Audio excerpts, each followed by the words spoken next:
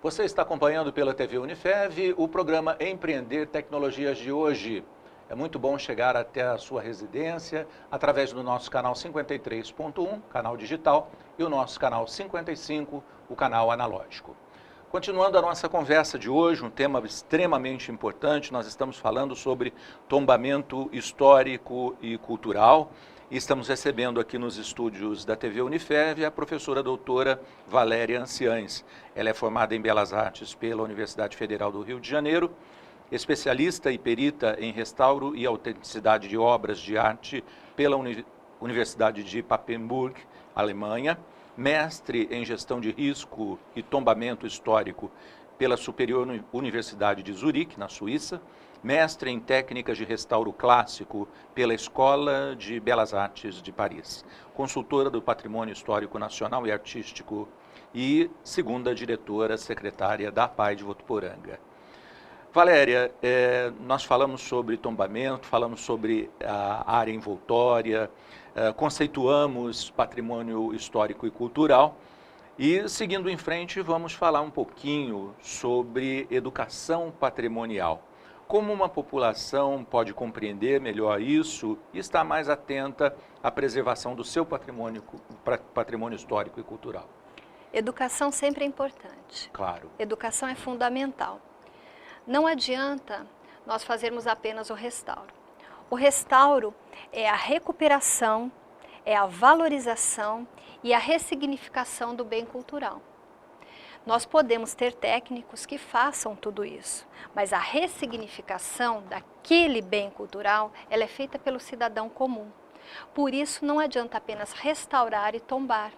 Você tem que ter concomitantemente ao tombamento essa educação patrimonial, porque o cidadão comum ele só vai se apropriar daquele bem se ele conhecer a história, se aquela história fizer parte da vida dele, se aquilo for importante para o cotidiano dele. Se eu não tiver essas duas coisas caminhando concomitantemente, tanto educação como o processo de tombamento, eu vou estar apenas fazendo uma restrição de uso do espaço. E isso não é interessante. Para que esse cidadão se aproprie do bem, eu preciso de tudo isso, porque senão, futuramente essa área vai estar engessada e ela vai correr um grande risco de sofrer grandes danos e abandono. Como é que é feita essa educação histórico e cultural, patrimonial? Por exemplo, em cidades como Ouro Preto, você falou do Rio de Janeiro, como é que a população ela vai se apropriando das questões históricas e ressignificando o patrimônio? Muito bem. Eu vou dar um exemplo, por exemplo, como Curitiba, que é um lugar onde eu atuei e que eu tenho uma certa experiência. Você começa na mais tenra idade na escola, quando você diz para aquela criança, você não deve jogar um papel na rua ao lado deste prédio tão bonito e que custou o nosso dinheiro para ser restaurado, porque quando um visitante que está na nossa cidade trazendo dinheiro para fazer com que todo esse mecanismo possa girar, ele verificar que existe um papel no chão, ele vai pensar assim, puxa, como é que uma população que constrói coisas tão maravilhosas e que sabe fazer coisas tão bonitas não possui ainda educação básica nas suas escolas? Então ela começa dessa forma, você tem que mudar a mentalidade para que o próprio povo valorize o seu patrimônio. Patrimônio não é só o prédio, patrimônio é a minha calçada, patrimônio municipal é a minha rua, é a minha praça, é a área verde que envolve os nossos bairros, entendeu? São vários outros bens que eu tenho que aprender a valorizar, porque aquele bem não pertence ao prefeito, ele não pertence à prefeitura, ele pertence a mim, cidadão comum, a todos nós, a mim, você, né? Aquela criança. E aquela criança só vai cuidar daquele bem se ela souber que ela é dona dele. É verdade, é verdade. Então, todos nós precisamos saber disso. Então, as formas de difundir esse conhecimento é através dos conselhos municipais de cultura, é através da Secretaria de Cultura, da Secretaria de Educação e de projetos que difundam essas informações para todas essas crianças, para todo cidadão comum, porque essa comunidade, nós não estamos tombando esse bem para que ele seja preservado nos próximos 10 anos, para que se gerações futuras, daqui a centenas de anos, passando por essas ruas, possam apreciar essa casa, aquele quadro, essa paisagem, com os mesmos olhos que nós a estamos apreciando hoje. Muito bacana. Eu tenho visto, por exemplo, em Curitiba mesmo, um batalhão, parece, foi transformado como que um shopping. Isso. Né? E no Nordeste a gente vê muitos presídios, que eram presídios, que foram transformados também em ambientes de cultura, feiras, de artesanato e assim por diante. Tudo muito bem organizado e muito bem cuidado. Essa concessão do patrimônio, ela pode ser boa, ela é mais ruim do que boa, mais boa do que ruim, como você vê isso? Quando esse bem foi tombado, além das questões restritivas, ele passou a ter também sobre ele a tutela de um conselho. Esse conselho, ele é consultado e a comunidade, o cidadão também, comum também, para dizer qual seria a melhor nova destinação daquele bem. Então, na verdade, aquele bem que outrora pode ter sido um presídio e hoje se transformado num shopping, por exemplo, ele deixou de ser, naquele momento, um local estagnado de pura visitação para ser um local de visitação constante, de ser um local onde você produz, né, tem produção financeira, onde gera-se comércio, onde se gera turismo, então ele passou a agregar muito mais valor àquele bem cultural do que se ele tivesse estagnado apenas para a visitação. Então, eu acredito que a valorização, ela não nos cabe, ela não cabe a nós de fora questionarmos. Ela pertence, o bem cultural pertence àquela comunidade e a comunidade onde ele está inserido é que é responsável por ressignificar o valor dele. Muito bacana. A gente vê também que essas iniciativas, né, elas acabam produzindo emprego, acabam fazendo com que o pequeno artesão, que às vezes não tem um espaço, ele encontre um espaço para encontrar-se com o público interessado no que ele produz. Então, a gente vê que isso acontece, e até o fato de os presídios não serem mais úteis nesse momento, né? Porque o modelo de presídio daquela época é diferente, eram masmorras quase, né? Isso. E agora eles são diferentes. Mas falando ainda sobre a questão patrimonial e a questão histórico e cultural, de quem é a responsabilidade e a fiscalização do tombamento do patrimônio histórico e cultural? Você já falou sobre os conselhos. Existem órgãos públicos também? Também, mas a fiscalização, ela é responsabilidade de todo cidadão. Bacana. Ela cabe a mim, a fiscalização sobre todo o patrimônio nosso pertence a nós. Com certeza. A destinação do dinheiro municipal, federal, estadual, enfim, ela nos cabe. Claro, né? claro. São feitas nos municípios, no estado, prestações de contas públicas. Nos cabe, enquanto cidadãos, demonstrar interesse em participar desse processo, né? Mas, quanto à questão, ela especificamente, além de ser feita por todo cidadão, ela também é feita pelos conselhos municipais de patrimônio histórico-artístico, né? Pelos conselhos e secretarias de defesa do patrimônio histórico e artístico a nível estadual, pelo IPHAN e inclusive pela Unesco, dependendo do seu grau de importância. Mas ela cabe a todos nós, porque como você mesmo estava dizendo, às vezes nós tombamos um bem e com aquele bem nós não recuperamos apenas aquele imóvel, apenas aquele setor. Nós podemos estar descobrindo uma vocação turística naquele município, que vai proporcionar uma renda e um crescimento muito grande ali. Vamos dizer assim, qual a vocação que foi descoberta turística no município de Paraty, quando através da preservação do patrimônio histórico, artístico nacional, juntamente com os festivais literários que foram implantados naquele município, o quanto gerou de dinheiro, o quanto gerou de turismo e o quanto gerou de manifestações culturais para o nosso país.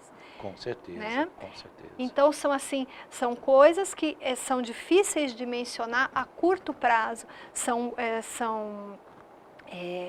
valores que irão se agregando àquele bem no decorrer dos séculos. Por exemplo, se no município existe um bem patrimonial de valor, como você disse, não só histórico, mas também emocional para a população, qualquer cidadão pode, juntamente com um grupo, reunir um grupo e ir ao conselho, buscar o tombamento, sugerir o tombamento? Sim. O tombamento ele se dá de duas formas. Compulsório, quando você, pela lei, né, de forma compulsória, até um pouco autoritária, impõe o tombamento, ou quando ele é feito de forma voluntária. O próprio dono do bem pode sugerir o tombamento, o conselho pode sugerir o tombamento, o cidadão comum pode sugerir o tombamento. Um grupo de pessoas interessado em preservar aquele bem por algum laço afetivo pode sugerir o tombamento. Né? E a lei municipal, esse conselho, ele tem que fazer que a lei seja abrangente o suficiente para que ele possa receber essas iniciativas do cidadão comum. Nós tocamos no assunto da Catedral Matriz de Votuporanga, você mencionou o cartório eleitoral. Existe também uma questão, quando a gente fala do envoltório, da área envoltória, existe toda uma questão tributária. Conta um pouco mais para a gente sobre isso. Quando perguntam, e às vezes eu tento explicar a questão do tombamento, eu acredito que tanto a questão do cartório como a questão da matriz, o tombamento se justificaria não tanto pelas especificidades arquitetônicas, mas muito mais pela questão socioafetiva da nossa comunidade com esses bens que são importantes e fazem parte da vida de todo votuporanguense, que passa por ali, né, e gosta, é bonito, é um lugar acolhedor e quer preservar aquele momento, aquele conjunto, né? Mas o que acontece é que no estado de São Paulo existe a lei da área envoltória, né, que é uma lei que vai restringir o uso a 300 metros daquele bem. E nós não podemos esquecer que em volta dessa igreja está todo o nosso coração comercial, né? E nós não podemos fazer isso. Se esse bem, eu não acredito que, infelizmente, que esse bem tenha aspectos arquitetônicos tão significativos e tão exclusivos que justifiquem o tombamento a nível estadual ou federal. Também não tenho conhecimento de que ali nesses dois locais tenha ocorrido algum fato de relevância a nível histórico, né, que seja relevante a nível estadual ou mesmo federal, né? Então, assim, o que nós poderíamos estar causando no município? Esses bens, eles não precisam apenas ser tombados, eles podem ser inventariados e, como tal, ser sugerida uma proteção aos proprietários deles. Mas, quando nós falamos nisso, nós também temos que pensar que nós teríamos que proporcionar, diante do grau de tombamento, porque existem graus de tombamento, né? Eu vou tombar essa igreja 100% de bem tombada. Hoje em dia a gente não tomba mais 100% nem do cartório, nenhum bem, até porque quando é feito a obra de restauro, normalmente a lei nos obriga a encaixar a questão da acessibilidade, e se aquele bem for tombado no seu todo em 100%, nós não podemos fazer nenhuma alteração arquitetônica nem favorecendo a acessibilidade, né? Então você imagine que se ele for tombado em 90% esses bens, nós teremos que dar isenção fiscal ou tributária de 90% para as empresas, para o comércio, de toda a área envoltória.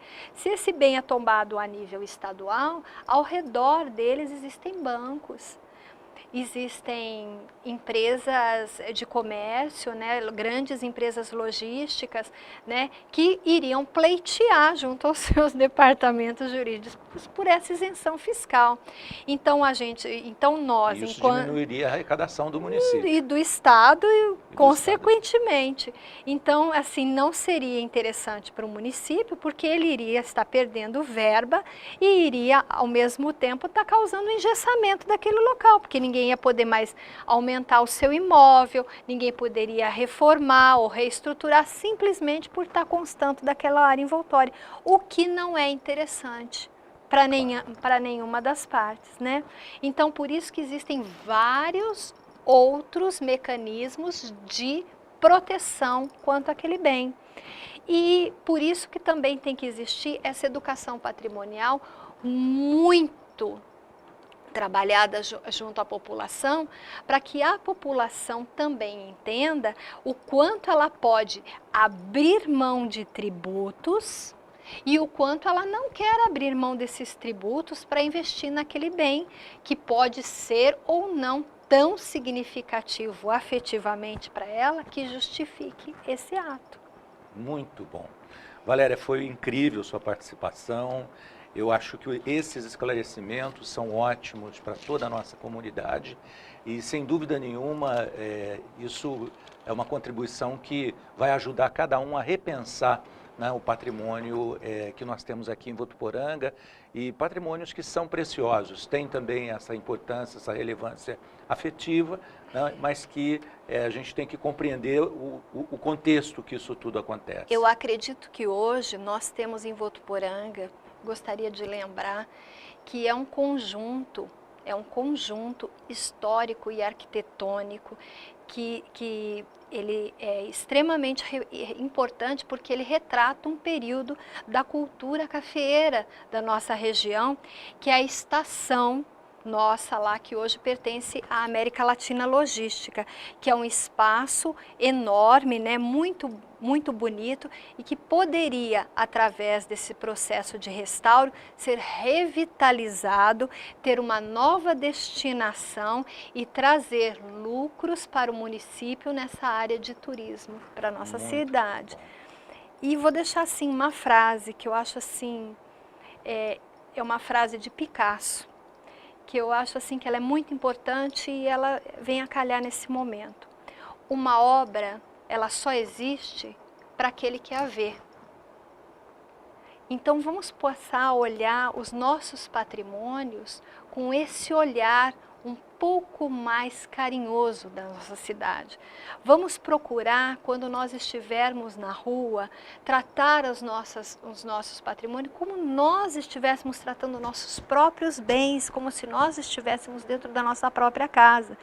Não sujando, não jogando lixo, não depredando, não pichando, porque assim as nossas futuras gerações, os meus tataranetos, possam passar aqui e quando olharem aquele conjunto da praça ou qualquer conjunto cultural ou o MASP em São Paulo, possam imaginar, nossa, há 100, 200 anos atrás eles tinham o privilégio de conviver com isso e nós ainda temos.